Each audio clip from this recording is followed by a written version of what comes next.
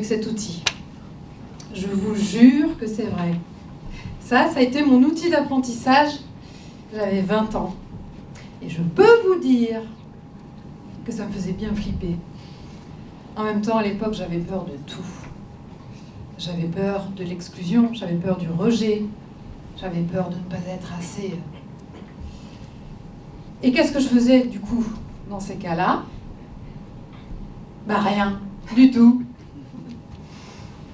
Mais savez-vous ce qu'il faut pour révéler une sculpture dans un bloc de pierre?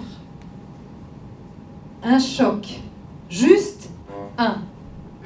Et ce choc, il s'est produit pour moi un samedi soir dans un bar du Vieux-Lille.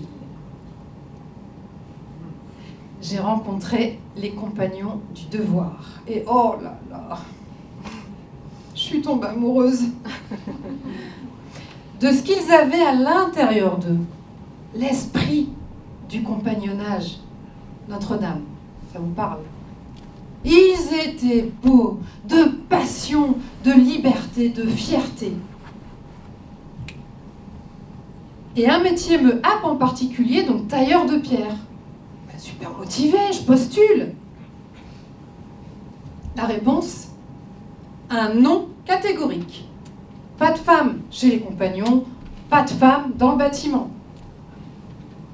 Ouais, super. Mais moi, ça vibrait à l'intérieur, dans chaque cellule de mon corps. Alors du coup, j'ai tout tenté pour y arriver. J'ai donc persévéré. On me ferme la porte. Je vais rentrer par la fenêtre. J'ai appris sur le tas. Je les ai observés, leur code, leur univers. Je les ai imités. Je marchais, je parlais comme eux. J'ai caché ma féminité. J'ai encaissé les hivers glacials, les douleurs physiques, le rejet et l'humiliation.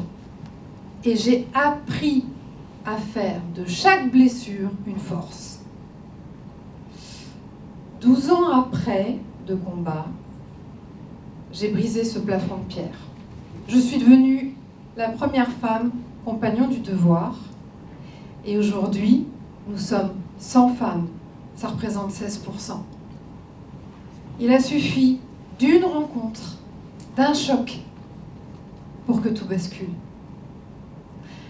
Alors ce soir, c'est moi qui tiens cet outil. Et vous, qu'allez-vous bâtir ?